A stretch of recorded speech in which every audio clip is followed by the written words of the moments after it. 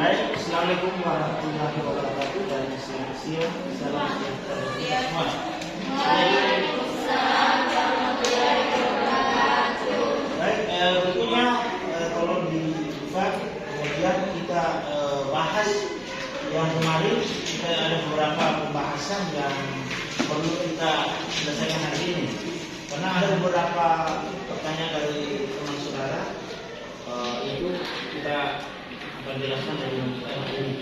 Nah, ini kan mata kuliah praktikum akuntansi 1. Jadi itu terkait dengan laporan keuangan. Saudara sudah pernah ambil pengajaran akuntansi ya.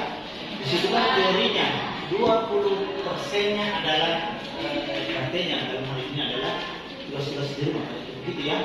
Nah, selebihnya itu teori-teori. Kalau di praktikum akuntansi saat ini itu ditekankan adalah 90 atau 95% adalah praktiknya. Selebihnya itu ya saudara bisa bertanya apa kita harus ya, baru saudara kerjakan. Nah, di dalam pekerjaan ini saudara tentu ada di situ di instruksi umumnya cara kerjanya, bagaimana cara menyelesaikan transaksi itu, kemudian sampai kepada mempostingnya ke informasi apa jadi caranya begini, kan saudara kan sudah pernah ambil pengacara akuntansi. Ingat ya, siklus akuntansi. Nah, siklus akuntansi itu kan mulai dari ada transaksi, kemudian jurnal, ya setelah jurnal ada namanya buku pembantu. Jadi buku pembantu ini kan di situ ada dua, buku pembantu piutang dan buku pembantu utang. Itu kalau di akuntansi keuangan. Tapi kalau sedang nanti akuntansi biaya itu kan di dalamnya ada tambahan satu, namanya buku pembantu biaya. Nah, buku pembantu biaya itu di situ macam-macam biaya di dalam proses produksi seperti itu. Kita kembali ke laporan keuangan. Ya, laporan keuangan kan yang saudara pahami tentunya adalah dimulai dari siklus akuntansi tadi, transaksi, jurnal, posting, buku pembantu utang piutang, ada juga namanya buku buku besar. Nah, di buku besar itu kan sepertinya ada ibaratnya adalah dia secara induknya penjabarannya di buku pembantu piutang. Jadi alat kontrolnya adalah buku pembantu utang piutang dan induk jadi sebenarnya di buku besar. Jadi misalnya seperti ini, pembantu piutang misalnya 10.000 secara tahun. Tentu ada yang mendekat atau ada yang menguraikan siapa yang bekerja yang 10.000. Misalnya ada dua masuk, ya berbeda dalam hal ini, apakah dia sudah bayar uang dana saudara atau belum? Kalau dia sudah bayar, berapa yang dia bayar? Berapa dia donasi? Seperti itu. Karena kalau tidak dicatat, gimana bisa menguraikan seperti itu? Ini tidak bisa. Ya, walaupun satu itu tidak bisa dihafal karena memang begitu mekanismenya harus dicatat. Ya, oke. Baik. Kalau begitu saudara buka anunya buku informasi umum ya. Ini informasi umum kan di sini kalau kita menyelesaikan di sini. Mulai dari transaksi 1 sampai 100 berapa tuh lalunya di situ aja. Transaksinya sampai yang berapa itu di situ? 100 berapa? 135 ya? Hah? 107 lembar. Jadi 107 lembar itu transaksi itu setiap kali pertemuan harus minimal 17 lembar diselesaikan. Jadi kalau itu begitu 17 lembar dibagi dengan 155 menit, itulah dalam setiap lembar harus begitu cara kerjanya. Agar kenapa kita bisa sampai nanti sampai di laporan keuangan, penutupan jurnal penutup dan seterusnya. Nah, kemudian ada informasi umum, kemudian jurnal formulir ya. Formulir ini kan di sini saudara mencatat, memposting, mencatat data-data ya. Oke. Kemudian ada amplop ini kan mewakili untuk arsip-arsip kita dan membantu dan seterusnya. Baik, sekarang pengerjaan transaksi. Nah, di dalam transaksi ini ada yang namanya transaksi untuk faktur penjualan. faktor penjualan ini ya, tentunya saudara dulu mau beli, baru dijual kan? Karena itu kan perusahaan dagang, dagangnya dagang cek. Kalau begitu, saudara harus beli dulu barang, berarti faktor penjualan. Kemudian ingat secara lalu secara kredit ya. Nah kalau begitu saudara buka lembar yang namanya transaksi. Contoh ini ya, contoh seperti ini. Tapi sebelum itu ada perintahnya Tuan Lesmana. Itu Tuan Lesmana kan tidak bisa buat laporan sehingga dia angkat karyawannya anggap saudara. Nah dia angkat itu ada yang biasa saudara harus buat. Pertama buat daftar piutang, buat daftar utang, kemudian buat daftar apa lagi neraca saldo, kemudian postingo neraca lanjut. Ya, oke kita sampai di mana? Oke. Kerja ya. Nah, sudah sampai di sini, sudah selesai ini ya. Kemudian masuk, kalau sudah sampai baik, kita masuk ke bukti 5. Bukti 5 ini itu adalah faktur penjualan. Kemudian ya, adalah penjualan. Yang bukti 5, penjualan.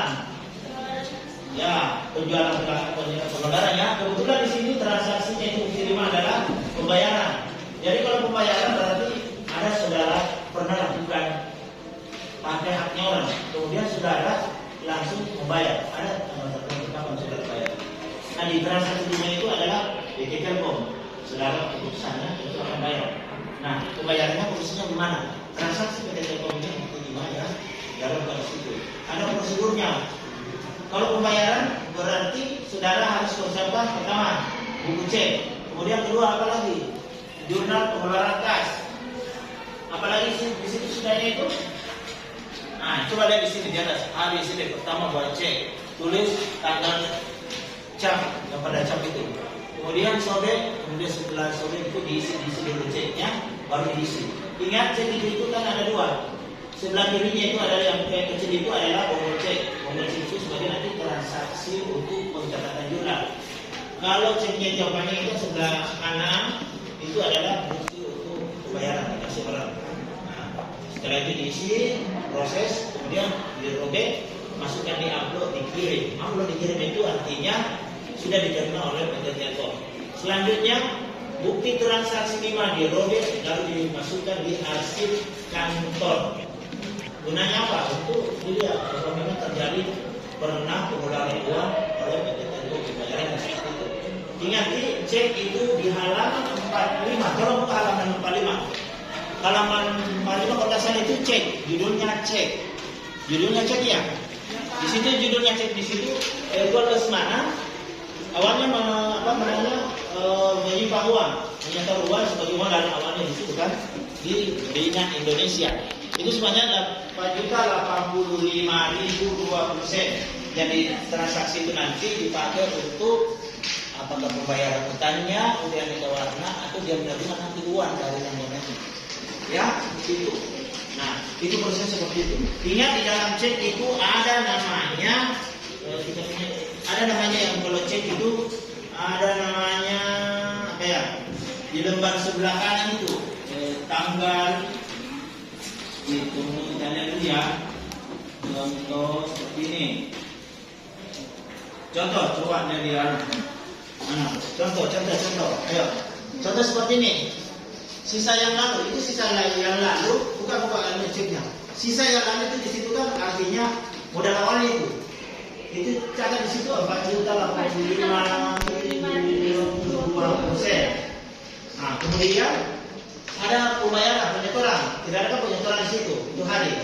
Kemudian jumlah, tentu jumlah jadi 4.085.020 sen dikurang penyetoran, ada kan? Jadi kembali modalnya 4.085.020 sen. Kemudian baru yang kedua dari bawah cek ini itu adalah pembayaran pengeluaran cek sebanyak 26.500. Itu untuk pembayaran PT Telkom. Anggaplah itu begitu rupiahnya. Gitu ya. Oke. Nah, setelah itu kita perkirakan cek ini dikurang yang di atas 85, maka 4.085.020 dikurang 26.500. Sisanya dia dapat berapa? Nah, oke. Setelah itu diproses, diisi, baru kemudian dirobek, bonggolnya disimpan. Nah, itu untuk cara menyelesaikan transaksi bukti 5 untuk proses pengeluaran kas. Pengeluaran kas ya. Kalau dia pengeluaran kas itu nanti berhubungan nanti kan ada di situ jurnal pengeluaran kas. Coba saudara buka jurnal pengeluaran kas. Jadi ini saya berikan dulu contoh bagaimana cara menyelesaikan pengeluaran kas. Sesudah itu diproses, saudara proses, nanti saudara nanti kerja, ya. Nah, di situ ada formanya. Formanya apa di situ? Coba lihat. Ada formanya apa di situ? Oke, tanggalnya di situ sesuai dengan tanggal transaksi. Tanggal berapa? 2 Januari ya. Kemudian apa lagi kolomnya? Tanggal keterangan. Keterangannya adalah PT Telkom. Kemudian berikutnya, kolom berikutnya apa? Nomor cek.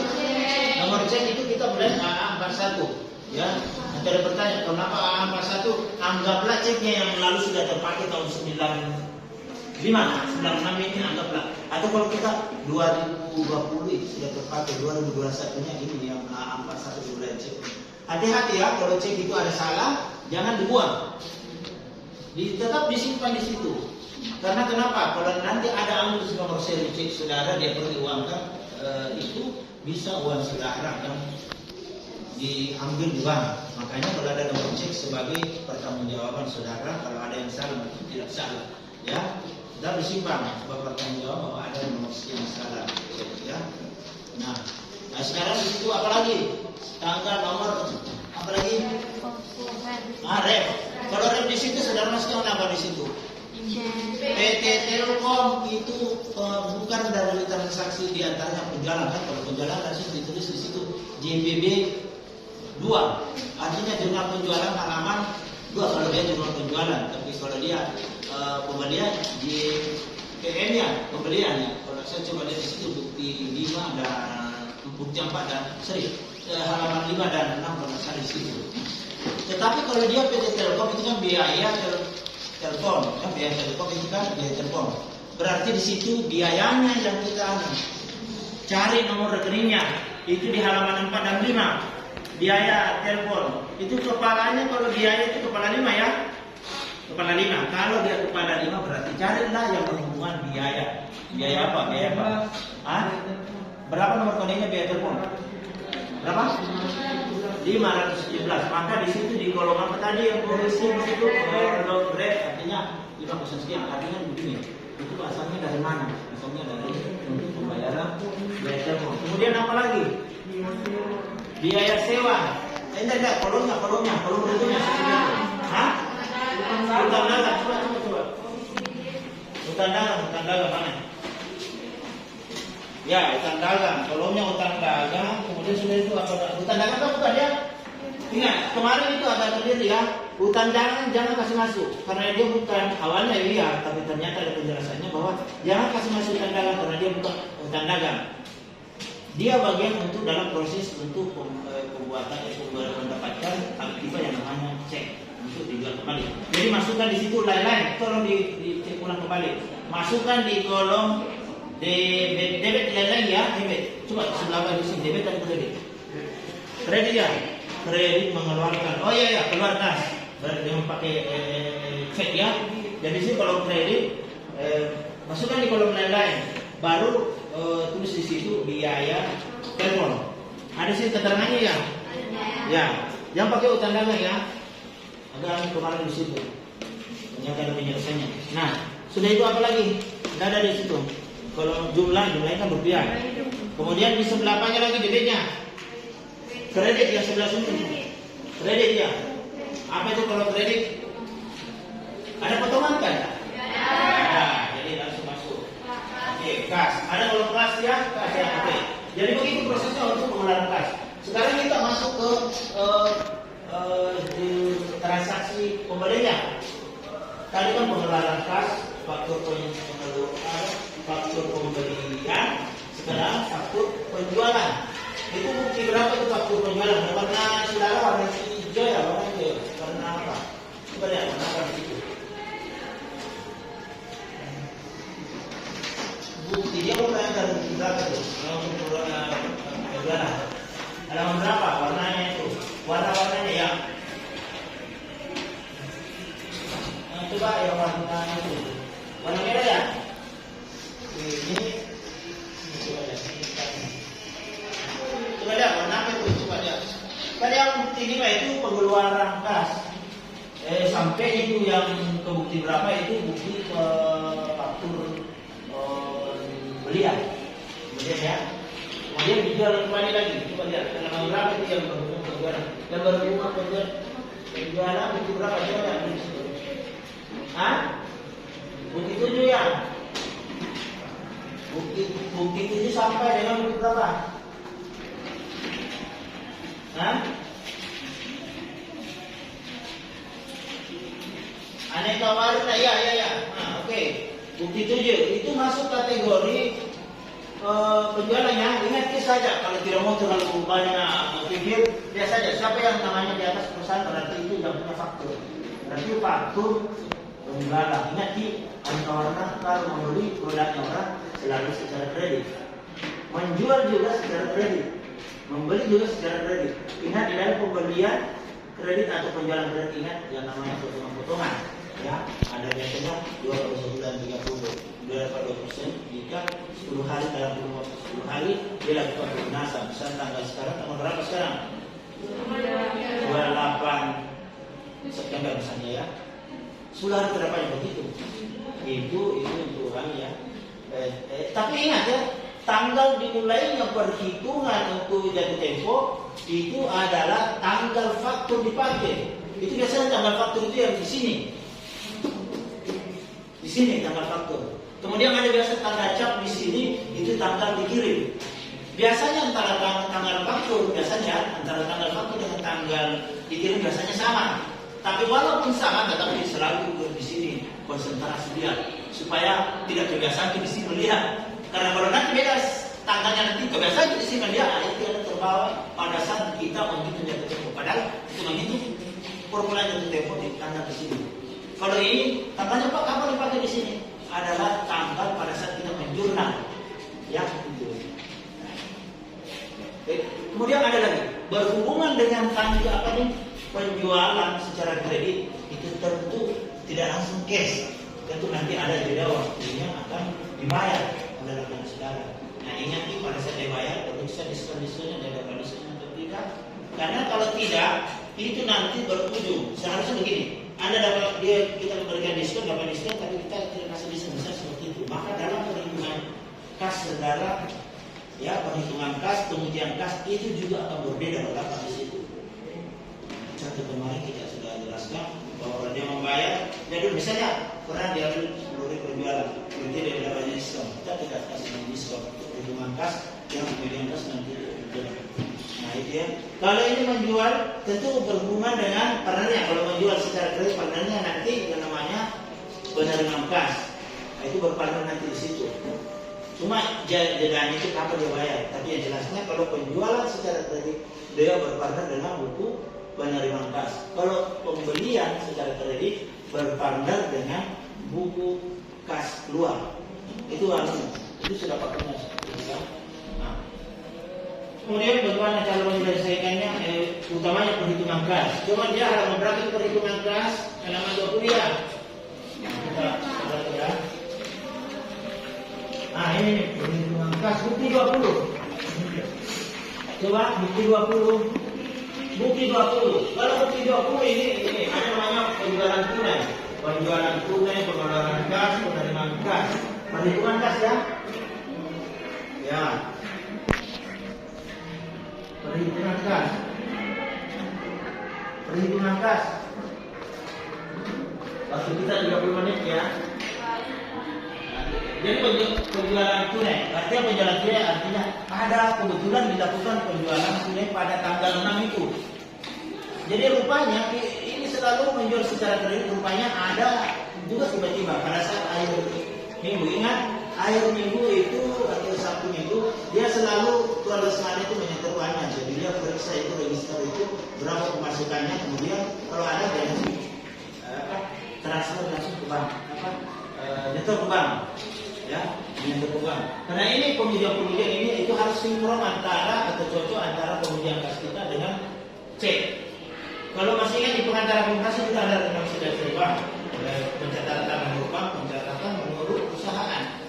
Itu biasanya dari selisih perhitungannya antara bank dengan perusahaan biasanya ada cek beredar. Maksudnya cek beredar ya belum sampai itu cek dia cairkan di bank. Misalnya tadi jangan ada sana dikasih cek elektronik, saya bayar uang kamu. Ini boleh bayar utang saya biar jauh ini yang maksud saya. Seharusnya di sini sudah tercatat namanya pengeluaran kas yang menggunakan cek, tapi belum diuangkan di sana sehingga dia belum mencatat di sana di bank. Akhirnya tiba-tiba langsung dicocokkan di rekonsiliasi itu tidak cocok jadi itu. Ada juga cek kosong. Kemudian yang ketiga salah tulis 50.000 dia tulis 5.000. Nah, kurang lebih salah. Dan seterusnya seperti itu. Nah, ini pengeluaran kas. Pengeluaran kas ini di mana ini dia? Di jurnal pengeluaran kas. Kalau saudara di minggu itu ada pengeluaran kas, maka catat di situ berapa. Kebetulan di situ tidak ada ya, jadi kosong.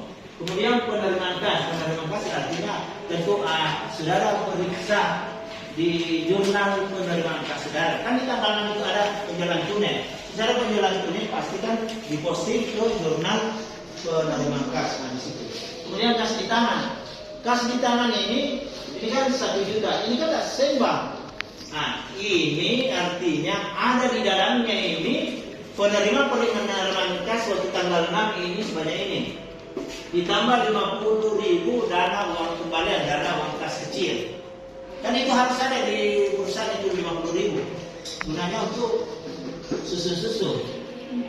Nah, mau beli kopi tidak mungkin pakai cek. Yang PT-PT itu mau kopi. Hanya 10.000 rupiah pakai cek mau ambil itu boros. Ada dana efisien. Jadi cukup itu kami di perusahaan itu. Tapi ingat, itu di dana kas kecil perusahaan itu ada 2 model. Ada yang biasanya habis betul baru diisi kembali, atau ada juga yang batas minimal diisi kembali supaya mencapai 50.000. Ini konstan 50.000 harus, kalau kurang diisi lagi, atau habis total diisi lagi baru diisi. Jadi betul-betul kalau antara itu. Kemudian kas di tangan.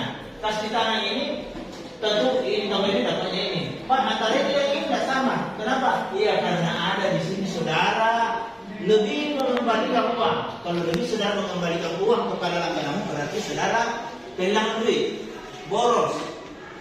Terlalu lebih memberikan uang kecil sebanyak 500.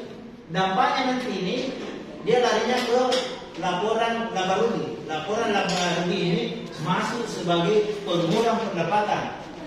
Tapi kalau kita balik, kelebihan kita coret berarti kekurangan. Artinya kalau kekurangan, saudara tidak memberikan haknya orang dengan full. Kenapa bisa? Karena tidak ada uang kecilmu. Biasanya begini, harusnya dia kembalikan 1.100. Tidak ada uang kecilku. Ya biasanya orang bilang, ambil saja kamu 100. Selebihnya mari. Berarti ada berdampak uang 100. Itu nanti di laporannya nanti di rugi laba berdampak kepada berdampak pendapatan. Seperti itu ya. Oke, ada pertanyaan, silakan bertanya. Ayo. Yang mana? Yang di belakang. Ya, silakan. Dana uang kembalian, oke. Dana uang kembalian memang ini di dalam perusahaan itu sudah diatur, sudah dianalisa bahwa di dalam 1 tahun ini pengeluaran tiap bulannya misalnya seperti ini. Jadi ada prediksi begini. Pembelian misalnya fotokopi sekian, pembelian pengeluaran disimpan kecil. Kenapa? Dari uang besar disimpan di situ. Kalau disimpan uang besar di situ mudah diselewengkan. Nanti saudara itu ada namanya mata kuliahnya sistem akuntansi, sistem informasi akuntansi. Ada juga namanya audit, bagaimana mengaudit kecurangannya orang dari orang itu. Kemudian cara meminimalisir supaya tidak mudah diselewengkan itu uang. Dibuat itu orang sesuai dengan jobnya, kemudian buat aturan bahwa uang kecil hanya diperuntukkan di perusahaan, di dalam perusahaan yang seperti kecil, tidak besar-besar pakai cek, diantaranya pakai cek. Pertama, mekanismenya juga bagus, jelas. Setiap juga pengeluaran cek ada yang tanda tangani siapa yang berikan perintah. Jadi kalau ada 3 orang yang melalui prosedur itu, satu yang curang, masih ada dua yang jujur. Atau kedua yang curang, masih ada yang satu yang jujur. Itu bisa mengungkap itu. Kalau tiga-tiganya bermasalah, pecah sekalian, atau kita pindahkan ke tempat lain. Makanya di dalam putusan itu ada yang biasanya prolima tiap tahun dapat kalau dia mengumpulkan 10 proli. Itu supaya semua tidak terselewengkan atau bisa ada namanya sistem pengendalian intern SPN itu sudah ada di situ. Jadi ada nanti kalau di audit itu dibuatkan struktur job ya. Nah ini kemudian siapa lagi? Silakan yang lain. Jangan penjualan kas, pengujian kas, penerimaan kas, apa lagi? Atau kerjaan. Oke, silakan kerja. Yang lain sambil saya terangkan begini sambil kerja ya. Oke. Bagaimana?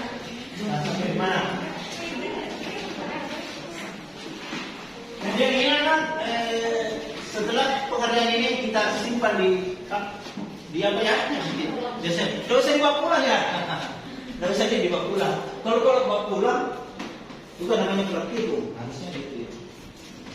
Nah, artinya begini, kalau disimpan di sini di lemari, pada saat tidak datang bekerja, itu mau dilihat seperti itu.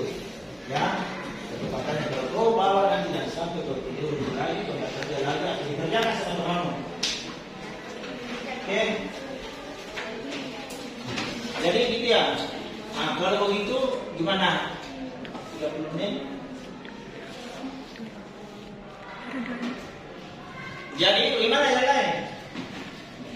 Ya silakan sambil saya aja kontrolnya. Gimana? Ya. Ini bukti memo. Memo, ingat lagi memo. Itu memo adalah catatan tuan lesmana. Artinya catatan tuan lesmana ada berhutang-hutangnya. Khususnya biasanya memonya pembayaran hutang. Kalau berhubungan dengan pembayaran hutang, tentu saudara buka. Hutangnya misalnya contoh, bukti berapa tuh hutang di situ? Bukti berapa itu di situ? Ini tadi memo. Memo kan ada perintahnya itu. Ini perintah apa ini? Bersubjeknya apa itu?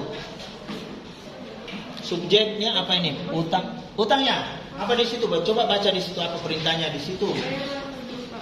Pembayaran apa utang? Kepada PT apa? Ayo, bukti berapa tuh adik?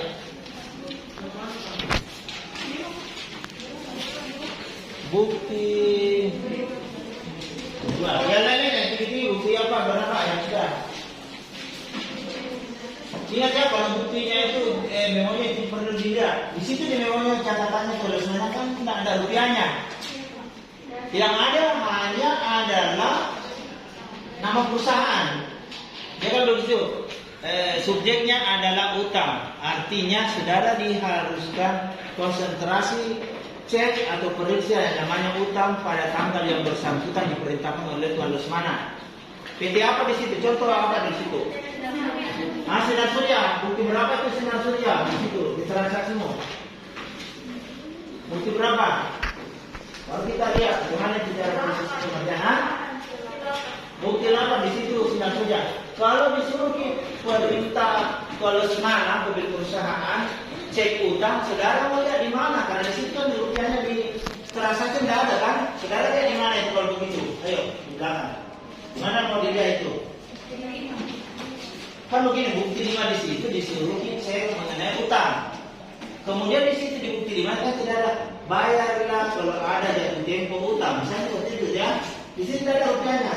Saudara misalnya ada di mana tidak bahwa itu utang segini rupiah yang harus dibayar. Harus dilihat di mana? Di buku pembantu utang. Di buku pembantu utang yang berhubungan utangnya, maka di sini kita cari namanya perusahaan yang bersangkutan. Perusahaan apa di situ coba? Sinar Surya. Kalau Sinar Surya, maka cari di buku pembantu utang Sinar Surya. Bagian pojok kiri atas itu nama perusahaan. Kanan pojok atas yang berhubungan utang. Coba lihat di situ. Di dalam utang itu apa dia berutang atau tidak? Ingat kembali pengantar akuntansi. Kalau dia berutang pastinya utang saldo normalnya di mana? dikredit. Kalau dia belum bayar berarti dia dikredit. Ingat nih aturannya itu kalau debit ke saudara silakan bukunya dikumpul baru kita simpan di lemari, kemudian kita akhiri perkuliahan ini ya. Kita ketemu di Selasa depan ya. Bekerjanya juga ingat itu. Lalu ini ingat ya. Dalam mengerjakannya adalah 145 menit dibagi 107 lembar. Berarti berapa dia dapat itu? Berapa? Berapa dia dapat? Ya, itu Pak. Berapa itu? 145 menit dibagi 107 lembar. Berapa dia dapat? 1 menit 30 detik itu harus saudara selesaikan per lembarnya minimal. Jadi jangan main-main ya. Oke, cukup ya sekedar informasi. Demikian hari ini dengan akhir saya ucapkan selamat warahmatullahi wabarakatuh dan selamat siang. Sudah